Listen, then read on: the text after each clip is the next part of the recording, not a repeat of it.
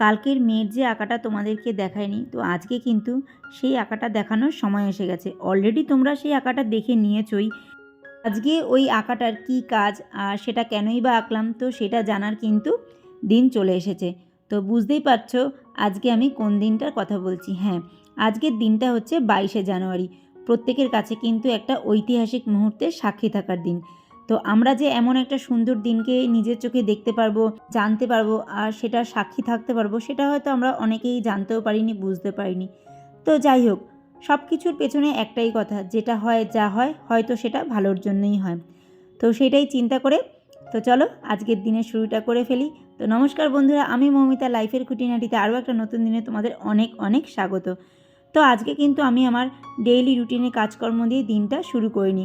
আজকে তোমাদের সাথে অন্যরকম একটা সুন্দর দৃশ্য দিয়ে তোমাদের সাথে দিনটা শুরু করলাম। সবার মুখে মুখে তো একটাই নাম, জয় শ্রীরাম।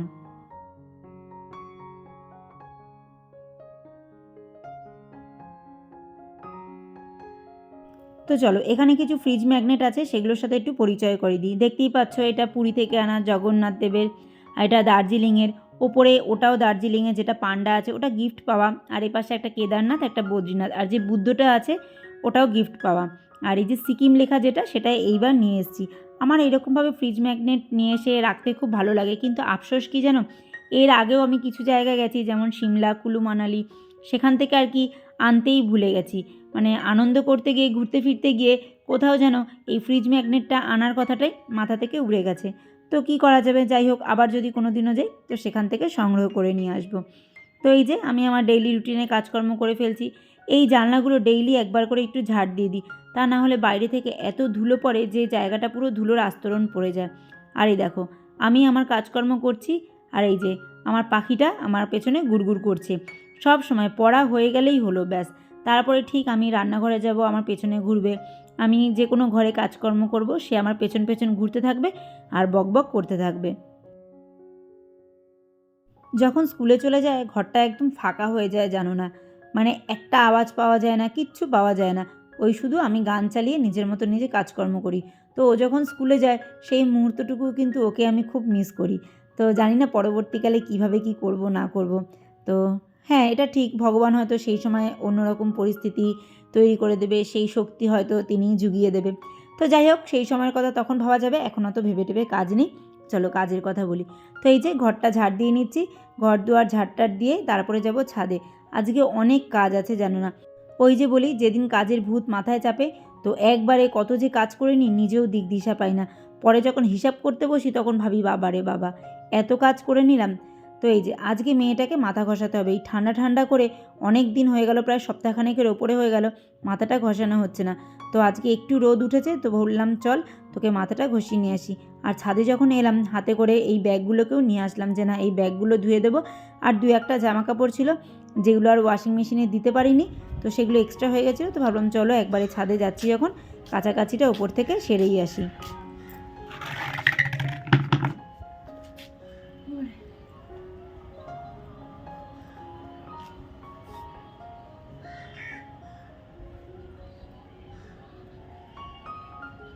মাথা ঘষতে এসছি। মাথা ঘষার সাথে আরও অনেক কিছু করতে এসেছি আসলে। শুনে চলে চলে চলে তুই অর্ধেক, আমি অর্ধেক। না অর্ধেক এই অর্ধেক অর্ধেক না, অর্ধেক অর্ধেক। একটা খাবো। একটা না, তাতেই তাতেই রোদে দাঁড়িয়েছি, ফটাফট ফটাফট দেরি হয়ে যাবে। এখন খাওয়া হচ্ছে।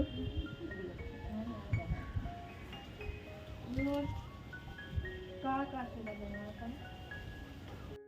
এই একটা মেয়ে যাকে আমি ফল কিছুতেই খাওয়াতে পারি না, দেখলে তো ওই অর্ধেক লেবুটা আমাকে তাকে সেই ছোট্ট বাচ্চাদের মতো ভুলিয়ে ভুলিয়ে খাওয়াতে হলো। একদম ফল পছন্দ করে না। তো কি আর করা যাবে। তো চলো এই যে ব্যাগগুলোকে ধুয়ে নিচ্ছি, আর ওই দু একটা জামা কাপড় আছে ওগুলোকে একটু হাতে কেচে কুচে মানে কমপ্লিট করি। এই ব্যাগগুলো কাঁচা হলে মোটামুটি আমার ঘোরার যে কাছাকাছি সেগুলো কমপ্লিট হয় আর কি। আর এই সমস্ত কাছাকাছি না আমার না বাথরুমে বসে একদম করতে ইচ্ছা করে না। কি বলো তো, ঠান্ডার সময় তো একদমই ভালো লাগে না, মনে হয় রোদ টোদ ঢোকে না। আর মানে ওখানে বসে কাজকর্ম করতে গেলে আমার বেশি ঠান্ডা লাগে। ছাদে এসে একটু রোদটাও গায়ে লাগে, তো জলের কাজগুলো করতে খুব একটা অসুবিধে হয় না। তো সেই জন্য এই ব্যাগ কিংবা হাতে যদি কোনো কিছু কাছাকাছি করি, তো প্রায় সময় খেয়াল করবে আমি ছাদেই চলে আসি। তো এই যে দেখো এখানে এই অল্প কটাই জামা কাপড় আর কি, মেয়ের দুটো জামা আর আমার একটা নাইটি আর কি হাতে কেচে দিয়েছিলাম। আর এখানে একটা চাদর আছে, এই চাদরটা ওয়াশিং মেশিনে দিইনি, কারণ এর নিচে যে ঝুলঝুলিগুলো আছে না, সেগুলো ওয়াশিং মেশিনে দিলে সমস্তগুলোই আর কি ছিঁড়ে যাবে। তো সেই জন্য জাস্ট একটু হাতে খুঁজে দিয়েছি। আর এই যে মেয়েরও মাথাটা ঘষা হয়ে গেছে, ও গামছাটা দিয়ে আর কি চুলটাকে ঠিক করে নিচ্ছে। আমি খানিকটা করে দিয়েছি, তো হয়নি ওর মনের মতো, তো সেই জন্য ও আবার নিজে খুলে ঠিকঠাক করে বেঁধে নিচ্ছে। এবার ও স্নানে চলে যাবে। আর এই যে দেখো এখানে ওয়াশিং মেশিনেও কিন্তু কিছু জামা কাপড় দেওয়া রয়েছে, সেগুলো আর কি এখানে ধোয়া হচ্ছে। এগুলো ধুলে আবার ওপরে মেলতে যেতে হবে। আর এই যে দেখো কাজকর্ম করব কি, সকাল থেকে কিন্তু আমার বাড়িতে আজকে এই জিনিসটা চলছে।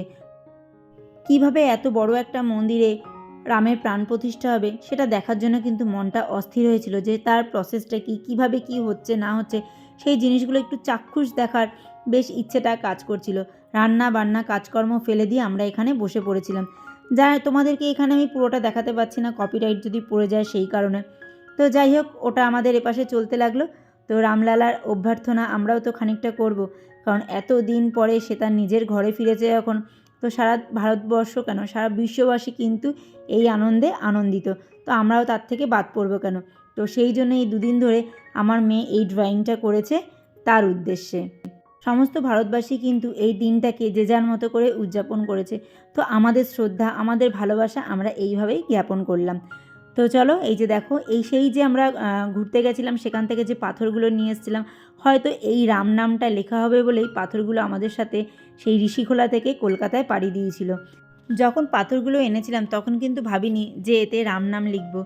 তো এই সমস্ত কিছুর মধ্যে মনে হলো চলো আমরাও একটু পাথরে রাম নামটা লিখেই ফেলি।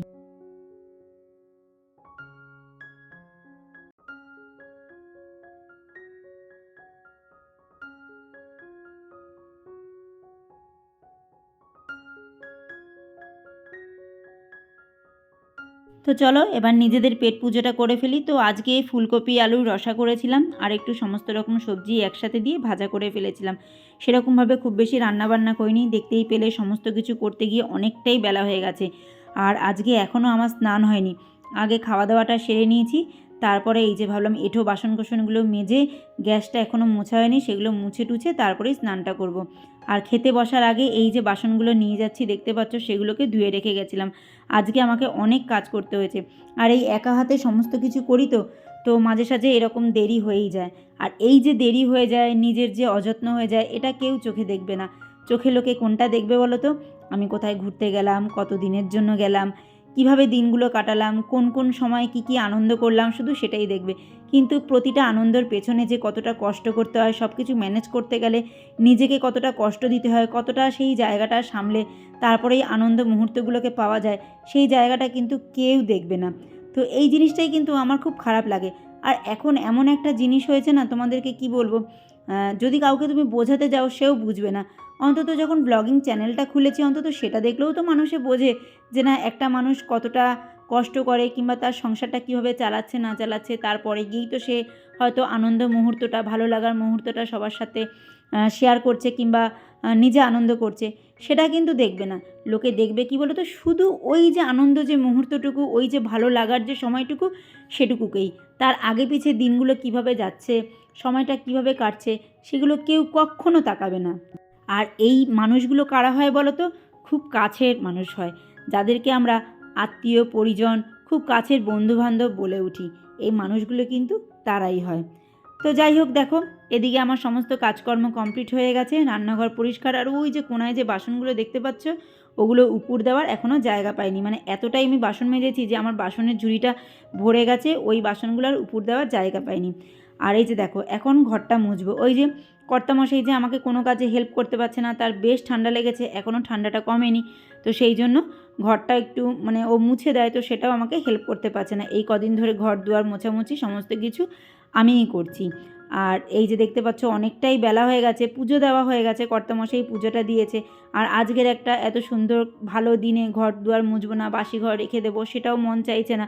তো সেই জন্য ভাবলাম চলো সব কাজই যখন করলাম, না আরও আধ ঘন্টা দেরি হবে, ঘরটা মুছে তারপরেই স্নানে যাব।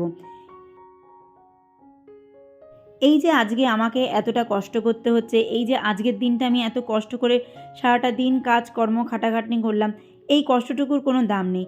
এটা বললে হয়তো কেউ বা কারা বলবে বাড়ির বউ মেয়েদের তো এটা করাই দায়িত্ব, এটা করাই কর্তব্য। কিন্তু যখনই তুমি বরের বাইকের পেছনে করে একটু বেরোবে, একটু কোথাও যাবে, তখন দেখবে মানে সেই মেয়েরাই কিন্তু তোমার দিকে আঙুল তুলে বলবে, ওই তো বরের বাইকে করে কী সুন্দর ঘুরে ঘুরে বেড়াচ্ছে, এখানে যাচ্ছে সেখানে যাচ্ছে। কিন্তু তারা কিন্তু এটা বুঝবে না যে নিশ্চয়ই তুমি কোনো প্রয়োজনে যাচ্ছ। আর প্রয়োজন বাদ দাও, তুমি যেতেই পারো তোমার হাজব্যান্ডের সাথে এদিক ওদিক, তাতে কার কী করার আছে। কিন্তু ওই যে মানুষের কথা, ভালোটাই দেখবে। তুমি যে সারাটা দিন বাড়ি বসে কী কী করলে সেটা তোমার একদমই দেখবে না, শুধু দেখবে তুমি কোন ভালো মুহূর্তটা কিভাবে কাটালে।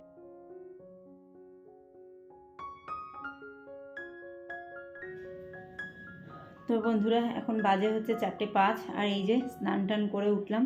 কি বলো তো, একবারে সেরে টেরে বসলাম নিশ্চিন্ত, এদিকে আর মোটামুটি কোনো কাজকর্ম নেই, যা কাজ আছে সারাদিনের সেরে নিলাম। আর এই যদি মানে ওই ধরো স্নানটা করে তারপরে যদি সমস্ত কিছু কাজকর্ম করতাম না, তাহলে ভীষণ বিরক্ত লাগতো। তো সেই জন্য একবারে সমস্ত কাজকর্ম সেরে স্নান টান করে আসলাম, করে এসে এবার চলো বসি। মানে ভিডিও যাবে যে, সেই ভিডিও এখনও এডিট করা হয়নি, তো সেটাই করব। কালকে যেহেতু বেরিয়েছিলাম দুপুরবেলা, তো সেই জন্য সেই ভিডিওটা এডিট করা হয়নি। তো চলো সেটা করি, করে তোমাদের সাথে কানেক্টেড থাকি। তো আজকে কিছু নিয়মের ফাঁকে বাধা পড়ে আমি কোনো রকম কোনো কিছুই করতে পারছি না। যা করেছে সমস্ত কিছু আমার কর্তামশাই আর আমার মেয়ে করেছে। সকালে দেখলে ফুল টুল দিয়ে মেয়ে সমস্ত কিছু সাজুগুজু করেছে, আর এখন বিকেলে যে প্রদীপ ধরানোটা সেটা কর্তামশাই করছে, কারণ মেয়ে পড়তে বসেছে, কালকে ওর পরীক্ষা আছে, তো ওকে আর বিরক্ত করলাম না। তো এই কাজটুকু কর্তামশাই করে দিচ্ছে। এত সুন্দর একটা দিনে কিছু প্রদীপ জ্বালিয়ে নিজের ঘরটাকে যদি আলোকিত করে তুলি, তাতে ক্ষতি কী? এতে আমার তো মনে হয় না কোনো ক্ষতি আছে। ভগবানের পদার্পণে যদি আমরা সবাই আনন্দে উল্লাসে মেতে উঠি, তাতে তো মনে হয় না কোনো অসুবিধে আছে, তাই না? তো আজকে কিন্তু আমরা একটা বিশাল ঐতিহাসিক মুহূর্তের দিনের সাক্ষী থাকলাম। তো সেই ইতিহাস এখানেও আবদ্ধ থাকলো। তো চলো আজকের পর্বে এতটুকুই, আবার দেখা হবে নতুন এক পর্ব নিয়ে। তোমরা সবাই ভালো থেকো, সুস্থ থেকো, সাবধানে থেকো।